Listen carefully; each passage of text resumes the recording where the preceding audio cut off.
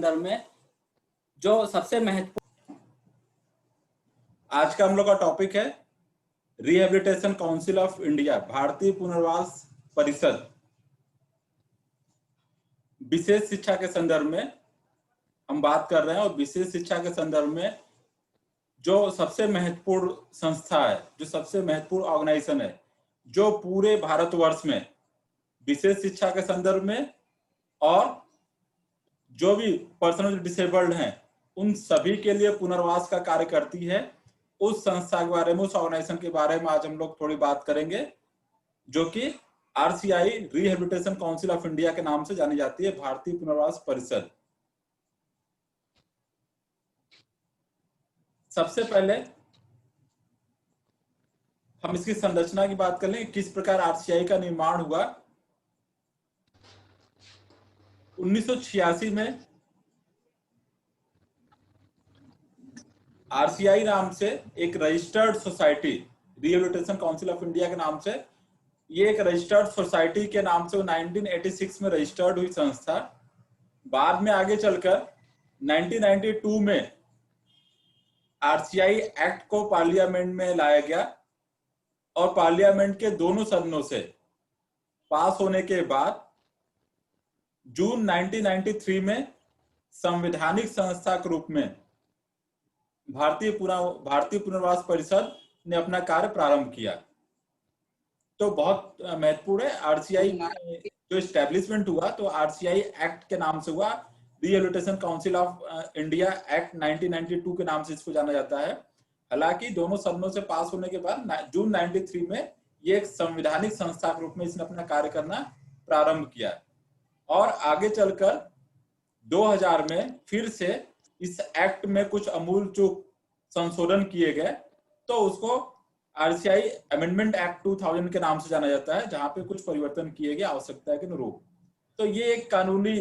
आधारशिला रखी गई आरसीआई की कि किस प्रकार से आरसीआई स्टैब्लिश हुई, किस प्रकार से एक संवैधानिक संस्था बनी और धीरे धीरे आज पूरे देश में ये बहुत महत्वपूर्ण भूमिका निभा रही है। आरसीआई एक्ट की हम बात करें, जो एक्ट 1992 में बना, इस एक्ट में कुल चैप्टराइजेशन की विशेष बात करें तो 3 पार्ट है, 3 चैप्टर है। फर्स्ट चैप्टर में इंट्रोडक्टरी पार्ट है आरसीआई के विषय के संदर्भ में। दूसरे चैप्टर में रिहेबिलिटेशन काउंसिल का जो एस्टेब्लिशमेंट होगा, कैसे होगा, कौन कौन से उसमें काउंसिल्स होंगे, मेन काउंसिल के अलावा एग्जीक्यूटिव काउंसिल, अदर काउंसिल्स क्या क्या होंगे, देन उसमें क्वालिफिकेशन क्या होगा, सैलरी क्या होगी, ये सारे डिटेलिंग्स वहां पे सेकंड चैप्टर में है। और तीसरा सबसे महत्वपूर्ण चैप्टर आरसीआई एक्ट में है, जहां पे आरसीआई के कार्यों के बारे में बताया गया है कि आरसीआई का मेन जो मुख्य कार्य है वो कार्य क्या होंगे, जिसके लिए आरसीआई को गठित किया गया पार्लियामेंट द्वारा। तो इस प्रकार से आरसीआई एक्ट में ये 3 महत्वपूर्ण चैप्टर हैं, जिनमें वो सारी बातें बताई गई हैं, जिसके आधार पर आज भी आरसीआई पूरे देश में अपनी सर्विसेज प्रोवाइड कर रही है और पूरे देश में चिल्ड्रन, पीपल विथ डिसेबल्ड जो है, जो अक्षम व्यक्ति हैं, उनके संदर्भ में पुनर्वास का कार्य और उनके लिए शिक्षा प्रशिक्षण का कार्य की भी सारी जो संरचना है, जो ढांचा है, जो अप्रूवल का प्रोसेस है, वो सारा आरसीआई की तरफ से किया जा रहा है। तो ये जो एक्ट है, आरसीआई एक्ट, ये एक बहुत महत्वपूर्ण भूमिका अदा करती है। जो मुख्य बात हम लोग को करनी है वो हम देखते हैं कि एक संवैधानिक संस्था के रूप में आरसीआई की भूमिका क्या है। बहुत महत्वपूर्ण है, क्योंकि हम ये बात कर रहे हैं कि पूरे देश में आरसीआई वो मेन मुख्य संस्था है जो पूरे देश में पुनर्वास से संबंधित कार्यों को और उनकी शिक्षा व्यवस्था संबंधित कार्यों को, जो संस्थाएं हैं, जो एनजीओ हैं जो इस फील्ड में काम करते हैं, उनसे संबंधित ये सारे चीजों की देखरेख जो है आरसीआई करती है। साथ ही साथ बहुत महत्वपूर्ण भूमिका बता दो, जिस प्रकार से शिक्षा प्रशिक्षण के क्षेत्र में एनसीटी एक गवर्निंग अथॉरिटी है, उस तरीके से स्पेशल एजुकेशन के फील्ड में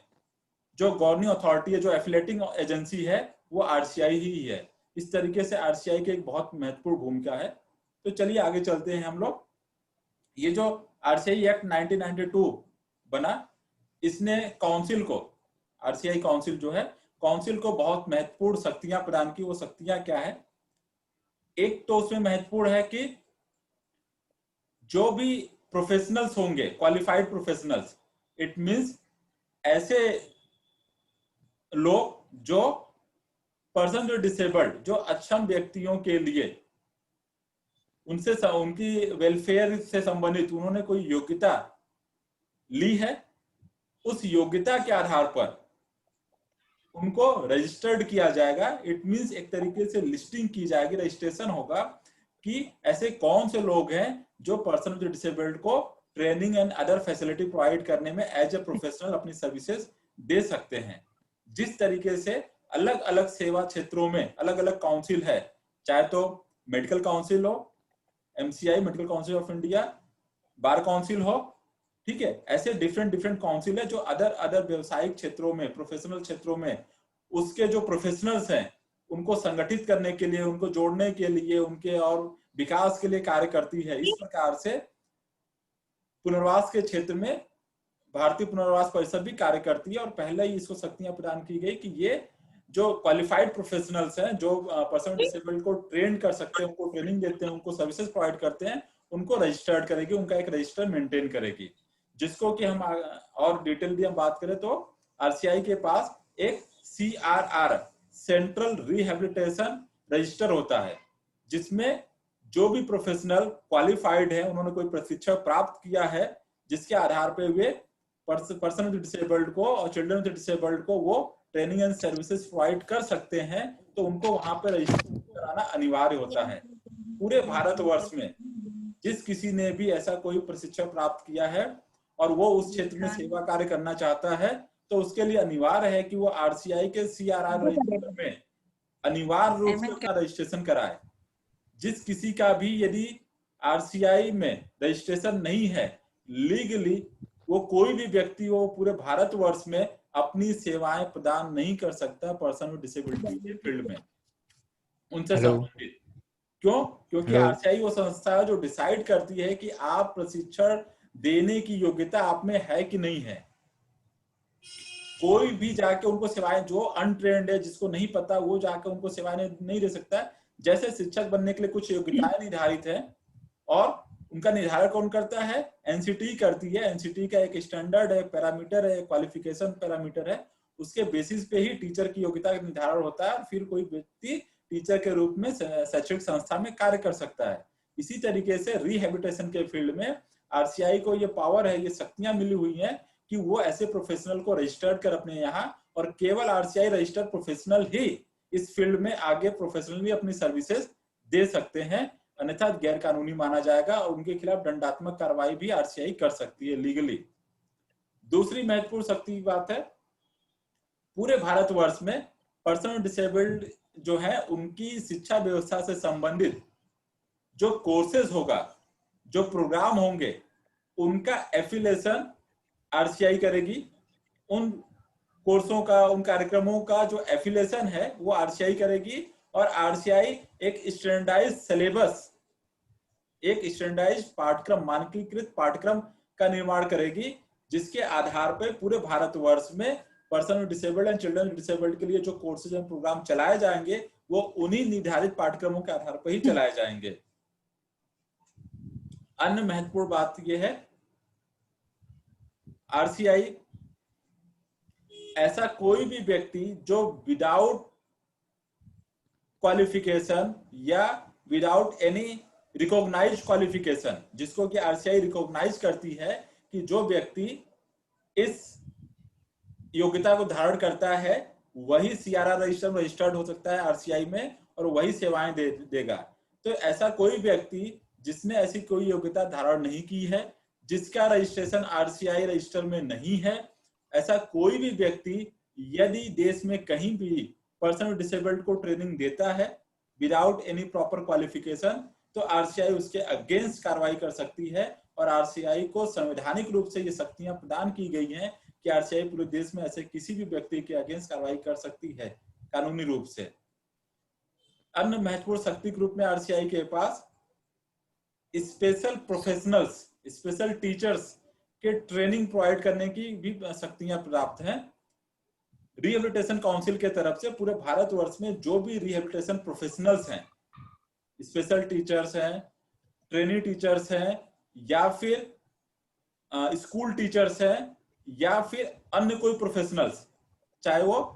क्लिनिकल साइकोलॉजिस्ट हो, ऑर्थोपेडिक थेरेपिस्ट हो, डिफरेंट थेरेपिस्ट हो, ऐसे कोई भी जो भी प्रोफेशनल आरसीआई के उस पैरामीटर में आते हैं, उन सभी के प्रशिक्षण से संबंधित कार्य भी आरसीआई समय समय पर करती है। उनका प्रशिक्षण और उसको अप टू डेट रखना, केवल प्रशिक्षण प्राप्त होने के बाद तुमका रजिस्ट्रेशन होगा और वो सेवाएं दे सकते हैं, लेकिन ऐसा नहीं कि एक बार प्रशिक्षण प्राप्त कर लिया और पूरे लाइफ लॉन्ग हम उसी प्रशिक्षण के आधार पर सेवाएं देते रहेंगे, ऐसा नहीं है। आरसीआई समय समय पर उनको अपडेट करने के लिए, उनको ट्रेन करने के लिए भी सर्विसेज चलाती है, और वो ऐसे किसी संस्था को भी सपोर्ट कर सकती है जो रजिस्टर्ड रिहेबिलिटेशन प्रोफेशनल्स को अपडेट करने के लिए, उनका प्रोफेशनल डेवलपमेंट करने के लिए उनको ट्रेनिंग प्रोवाइड करे, जिसके लिए आरसीआई के तरफ से CRE करके प्रोग्राम चलाए जाते हैं। उसकी बात हम आगे भी करेंगे। तो मैं बात ये कह रहा था कि ऐसी कोई भी संस्था जो पर्सन विद डिसेबिलिटी को फैसिलिटेट करने के लिए सर्विसेज प्रोवाइड करती है, ऐसी सभी संस्थाओं को, चाहे वो गवर्नमेंट की संस्थाएं हो, चाहे वो NGO हो, नॉन गवर्नमेंट ऑर्गेनाइजेशन हो, उन सभी को रिकॉग्नाइज या रिकॉग्निशन देने का कार्य आरसीआई के पास है। आरसीआई को रिकॉग्नाइज करती है, जिसके आधार पे वे देश में कहीं भी सेवाएं दे सकती हैं, चाहे वो कोई भी संस्था हो। इवन कोई सरकारी क्षेत्र की भी कोई एजेंसी है जो ऐसे लोगों को अपनी सेवाएं प्रदान करना चाहती है, तो उसको भी आरसीआई से रिकॉग्निशन एंड अप्रूवल लेना पड़ता है। तो पूरे देश में कोई भी संस्था हो, जिस प्रकार से अन्य शिक्षा के क्षेत्र में, चाहे वो सरकारी संस्था हो या गैर सरकारी संस्था हो, निजी संस्था हो, सभी को एनसीटी से परमिशन लेने पड़ते हैं, या स्कूल को डिफरेंट स्कूल बोर्ड से परमिशन लेने पड़ते हैं। उसी तरीके से रिहेबिलिटेशन के फील्ड में एजुकेशनल एंड नॉन एजुकेशनल दोनों सर्विसेज, यदि ऐसी कोई भी सर्विसेज पीडब्ल्यूडी पर्सन को प्रोवाइड की जाती है, ऐसी कोई भी संस्था, चाहे वो सरकारी हो या गैर सरकारी हो, सभी को आरसीआई से रिकॉग्निशन लेना अनिवार्य है। बिना उनके रिकॉग्निशन के कोई भी संस्था इस क्षेत्र में कार्य नहीं कर सकती। कुछ इससे जो हम अभी पावर्स की बात कर रहे थे, उसी से रिलेटेड आरसीआई जो एक्ट बनाया गया, जो आरसीआई काउंसिल बनाई गई है, उसी उद्देश्य भी उसी संबंधित उद्देश्यों की हम थोड़ी बात कर लेते हैं। कुछ महत्वपूर्ण उद्देश्य उनमें से, जैसे आरसीआई जो रिहेबिलिटेशन काउंसिल है, वो पूरे देश में जो ट्रेनिंग पॉलिसीज एंड प्रोग्राम है, different training policies and programme है in the field of rehabilitation, उसको रेगुलेट करेगी अलग अलग। जैसे आप में से कुछ लोगों ने सुना होगा कि ऐसे लोगों को ट्रेनिंग देने के लिए स्पेशल ट्रेनिंग कोर्सेज होते हैं, स्पेशल बीएड होता है, डिप्लोमा होता है, एंड अदर सर्टिफिकेट कोर्सेज होते हैं, डिफरेंट ट्रेनिंग एंड कोर्सेज होते हैं। उन सभी कोर्सेज को रेगुलेट करने की अथॉरिटी जो है वो आरसीआई के पास है। आरसीआई का एक मेजर ऑब्जेक्टिव है पूरे देश में पर्सन विद डिसेबिलिटी के लिए ट्रेनिंग पॉलिसीज एंड प्रोग्राम जो है उनको रेगुलेट करना और प्रॉपर कोऑर्डिनेशन करना, कंट्रोलिंग करना उनका। दूसरा महत्वपूर्ण उद्देश्य है, जो भी ट्रेनिंग कोर्सेज हैं प्रोफेशनल्स के लिए, उनको स्टैंडर्डाइज करना। ऐसा नहीं कि किसी क्षेत्र में कोई अपने तरीके से चला रहा है, किसी क्षेत्र में कोई अपने तरीके से चला रहा है। पूरे देश में एक स्टैंडर्डाइज प्रोग्राम को तैयार करना आरसीआई का काम है, और उसी स्टैंडर्डाइज ट्रेनिंग प्रोग्राम के बेसिस पे, उसी स्टैंडर्डाइज ट्रेनिंग कोर्स के बेसिस पे रिहेबिलिटेशन प्रोफेशनल्स तैयार किए जाएंगे पूरे देश में, जो आगे पर्सन विद डिसेबिलिटी को हेल्प करेंगे, उनको सर्विसेज प्रोवाइड करेंगे। तो ये जो स्टैंडर्डाइजेशन का काम है, ये आरसीआई का काम है कि आरसीआई स्टैंडर्डाइज ट्रेनिंग कोर्सेज को लेके आएगी, स्टार्ट करेगी पूरे देश में। अगला महत्वपूर्ण बात है minimum standard of education and training for various category of professionals. एक मिनिमम स्टैंडर्ड प्रेस्क्राइब करना। आरसीआई एक मिनिमम एजुकेशन स्टैंडर्ड प्रेस्क्राइब करती है training for the various category, अलग अलग जो प्रोफेशनल्स होंगे पर्सन विद डिसेबिलिटी को डील करने के लिए, सर्विसेज देने के लिए। जैसा आप सभी को काफी इसके बारे में कुछ तो बातें पहले से पता है कि भारत में अलग अलग कैटेगरी की डिसेबिलिटीज है, बेंचमार्क डिसेबिलिटीज है। उसके लिए अलग अलग एक्ट हैं, पीडब्ल्यूडी एक्ट है, अभी हाल ही में आरपीडब्ल्यूडी एक्ट 2016 आया है, जिसमें कि 21 तरीके के बेंचमार्क डिसेबिलिटी को आइडेंटिफाई किया गया है। तो अलग अलग डिसेबिलिटीज है, तो हर एक डिसेबिलिटी के लिए अलग अलग प्रोफेशनल ट्रेनिंग प्रोग्राम है, कोर्सेज हैं। हर एक व्यक्ति सभी को ट्रेनिंग नहीं दे सकता, क्योंकि उसके लिए उसके पास योग्यता होनी चाहिए, वैसा कोई ट्रेनिंग प्रोग्राम उसने किया हो, ऐसी कोई उसने स्किल कोर्सेज किया हो, उसके बेसिस पे वो पर्टिकुलर किसी एक फील्ड में अपनी सर्विसेज दे सकता है। तो अलग अलग जो प्रोफेशनल्स हैं, जो कैटेगरी अलग अलग प्रोफेशनल्स की, उनके लिए एक मिनिमम एजुकेशनल स्टैंडर्ड फिक्स करना, ट्रेनिंग फिक्स करना, जिसके बेसिस पे उस ट्रेनिंग को लेने के बाद वो आरसीआई में रजिस्टर्ड हो पाएंगे और अपनी सर्विसेज दे पाएंगे उस विकलांगता या अक्षमता के संदर्भ में, पूरे भारतवर्ष में अपनी सेवाएं दे पाएंगे। इसके साथ साथ जैसा मैंने पहले बोला कि आरसीआई सारे ट्रेनिंग इंस्टीट्यूशन को, पूरे देश में ऐसा कोई भी ट्रेनिंग इंस्टीट्यूशन जो रिहेबिलिटेशन एंड स्पेशल एजुकेशन के फील्ड में काम करेगा, उन सभी को रेगुलेट करने का काम आरसीआई का होगा। आरसीआई का पर्पज बनाने का पर्पज ये था कि आरसीआई ऐसी सभी संस्थाओं को रेगुलेट करे। इसके अलावा कोई भी विश्वविद्यालय हो, संगठन हो, संस्थान हो, सरकारी हो, गैर सरकारी हो, वहां पे यदि रिहेबिलिटेशन ऑफ पर्सन डिसेबल्ड, अक्षम व्यक्तियों के पुनर्वास के संदर्भ में कोई भी certificate course, diploma course, PG diploma course, degree course, bachelor course, ऐसे कोई भी कोर्स एंड प्रोग्राम चलाए जाते हैं, तो उन सभी संस्थाओं को ये अनिवार्य है कि वो आरसीआई से उस प्रोग्राम को, उस कोर्स को रिकॉग्नाइज कराए, और रिकॉग्नाइज होने के बाद ही वे अपनी संस्था में, चाहे वो सरकार के तरफ के विश्वविद्यालय हो या अन्य कोई शैक्षिक संस्थान हो, या कोई ट्रस्ट या सोसाइटी हो, या फिर कोई निजी संस्थान हो, सभी के लिए अनिवार्य है कि वो आरसीआई से रिकॉग्नाइज कोर्सेज को ही प्रॉपर अप्रूवल होने के बाद पर्सन डिसेबल्ड के रिहेबिलिटेशन के पर्पज से उन कोर्सेज को स्टार्ट कर सकते हैं। बिना आरसीआई के अप्रूवल एंड रिकॉग्निशन के कोई भी कोर्स नहीं चलाया जा सकता, और यदि चलाया जाता है तो वो मान्य नहीं होगा। दूसरा, अगली बात इसमें है कि आरसीआई के तरफ से रिहेबिलिटेशन प्रोफेशनल्स को, जो रिहेबिलिटेशन प्रोफेशनल्स हैं, जो रिहेबिलिटेशन के फील्ड में विशेष शिक्षा के संदर्भ में जो कार्य कर रहे हैं, जो विशेष शिक्षक हैं, ऐसे सभी शिक्षकों के लिए, ऐसे सभी प्रोफेशनल्स के लिए जो पुनर्वास के कार्य में संलग्न है, उनके डेवलपमेंट के लिए, उनके एजुकेशन को और उनके जो प्रोफेशनल डेवलपमेंट है उसको और बढ़ाने के लिए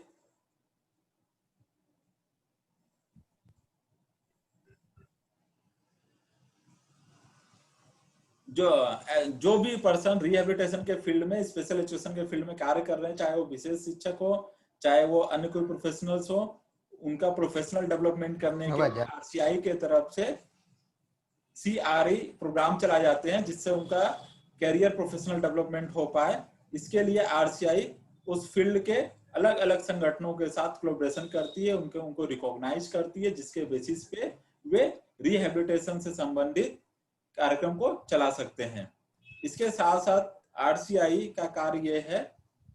उसका पर्पज कह लें कि विशेष शिक्षा के संदर्भ में और पुनर्वास के संदर्भ में आरसीआई रिसर्च वर्क भी करती है। ऐसे क्षेत्र में जो भी व्यक्ति आते हैं, जो भी बालक हैं, उनके पुनर्वास के संदर्भ में नित्य नए अनुसंधान किए जा रहे हैं, ताकि किस तरीके से हम उनका और आसानी से और सुविधाजनक रूप से उनका पुनर्वास कार्य कर सके। उनकी शिक्षा व्यवस्था के संदर्भ में अलग अलग तकनीकी अपनाई जा रही है, रोज नए नए डिवाइसेस, टेक्नोलॉजी पे कार्य किया जा रहा है। आरसीआई ऐसे सभी चीजों को प्रमोट करती है, सपोर्ट करती है, ऐसे सभी संगठनों को सपोर्ट करती है जो इन चीजों को प्रमोट करने में हेल्प करें।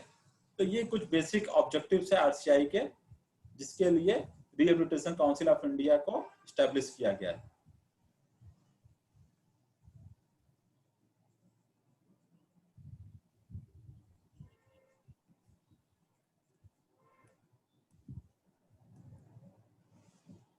इसके साथ साथ कुछ आरसीआई के कार्य भी हैं जो उद्देश्यों के संबंधित ही है, जिन उद्देश्यों की हम बात कर रहे थे उन्हीं संबंधित आरसीआई के कार्य भी हैं। उन्हीं उद्देश्यों पर आधारित, जैसे recognition of qualification granted by university and etcetera in India for rehabilitation professional. जो भी रिहेबिलिटेशन प्रोफेशनल पूरे इंडिया में कार्य करेंगे, चाहे वो यूनिवर्सिटी में हो, चाहे वो अन्य शैक्षिक संस्थाओं में हो, सरकारी या गैर सरकारी में हो, उनके क्वालिफिकेशन और उन संस्थाओं को, दोनों को रिकॉग्निशन का कार्य आरसीआई करेगी। इसके साथ साथ अन्य जो भी निजी संस्थाएं हैं जो सोसाइटी ग्रुप में या ट्रस्ट के रूप में इंडिया के बाहर भी यदि कोई आउटसाइड इंडियन इंस्टीट्यूशन है, लेकिन यदि वो आरसीआई रिकॉग्नाइज कोर्सेज को अडॉप्ट करती है तो आरसीआई उसे भी रिकॉग्नाइज कर सकती है, उसे भी एफिलिएशन दे सकती है। इसके अलावा जो भी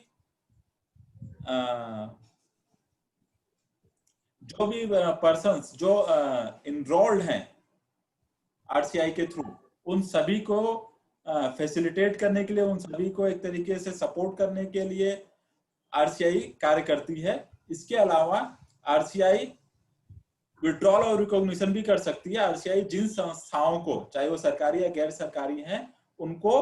रिकॉग्निशन देती है, टाइम टू टाइम उनका इंस्पेक्शन भी करती है, उनका एक तरीके से हम पहले एक्रीडेशन भी करती है कि वो एक निर्धारित पैमाने पे जो स्टैंडर्ड है उस पे कार्य कर रहे हैं कि नहीं कर रहे हैं। यदि ऐसा नहीं पाया जाता है तो आरसीआई उनका रिकॉग्निशन, उनका एफिलिएशन विड्रॉ करने की भी पावर आरसीआई के पास है, आरसीआई विड्रॉ कर सकती है। इस कार्य के लिए आरसीआई पूरे देश भर के प्रोफेशनल्स, जो रजिस्टर्ड प्रोफेशनल है, उनकी टीम बनाती है, एक्सपर्ट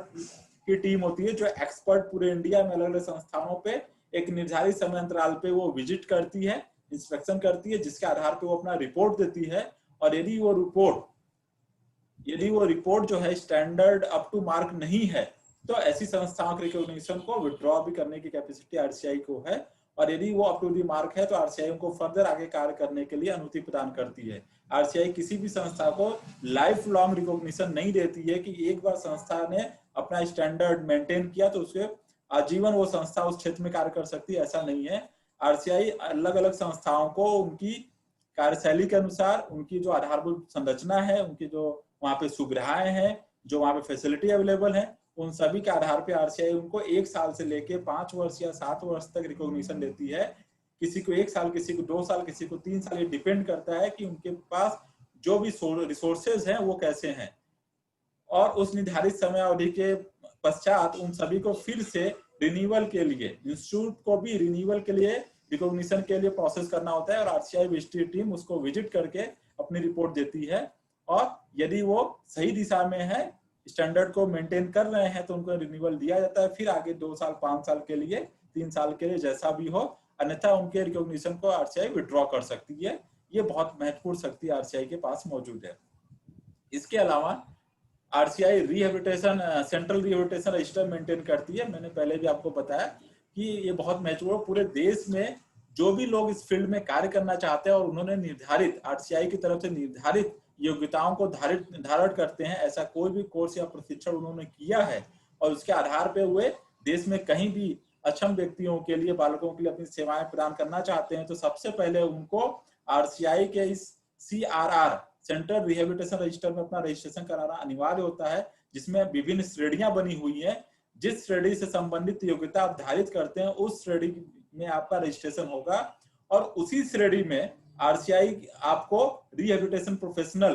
का एक टैग देती है, आपको एक रजिस्ट्रेशन नंबर देती है, जिस रजिस्ट्रेशन नंबर के आधार पे आप आरसीआई के तरफ से अप्रूव्ड रिहेबिलिटेशन प्रोफेशनल माने जाते हैं और उसके आधार पे पूरे देश में आप उस डिसेबिलिटी के फील्ड में आप कार्य कर सकते हैं, सेवा प्रदान कर सकते हैं। और यहाँ पे एक बहुत महत्वपूर्ण बात मैं ये भी बताना चाहूंगा कि ऐसा नहीं है कि आपने योग्यता धारित कर ली तो आजीवन आरसीआई के तरफ से आप रजिस्टर्ड रिहेबिलिटेशन प्रोफेशनल हो गए, ऐसा बिल्कुल भी नहीं होता। संस्थाओं की तरह आरसीआई इंडिविजुअल लेवल पे प्रोफेशनल्स को भी जो रजिस्ट्रेशन देती है, जो रिहेबिलिटेशन काउंसिल ऑफ इंडिया में जो प्रोफेशनल रजिस्ट्रेशन होता है, वो उसकी समय सीमा है 5 वर्ष। पहले ये समय सीमा 7 वर्ष थी, बाद में ये घट के 5 वर्ष हो गई। 5 वर्ष के लिए रजिस्ट्रेशन होता है।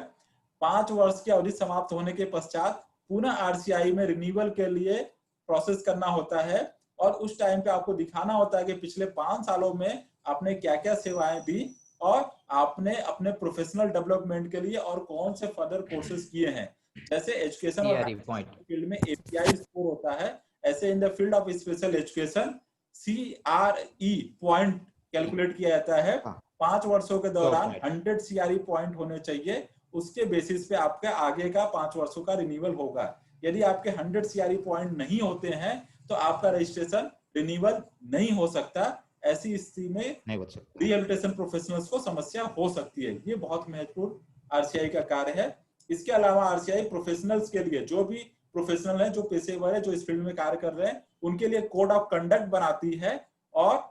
उनका जो रजिस्ट्रेशन है उसको, यदि उस कोड ऑफ कंडक्ट को फॉलो नहीं करते हैं, कोई मिसकंडक्ट, कोई गलत बिहेवियर करते हैं और ऐसा पाया जाता है लीगली, तो आरसीआई उनको रजिस्ट्रेशन समाप्त कर सकती है और फिर उनका अधिकार छीना जा सकता है। पूरे देश में वो अपनी सेवाएं इस फील्ड में नहीं दे सकते हैं।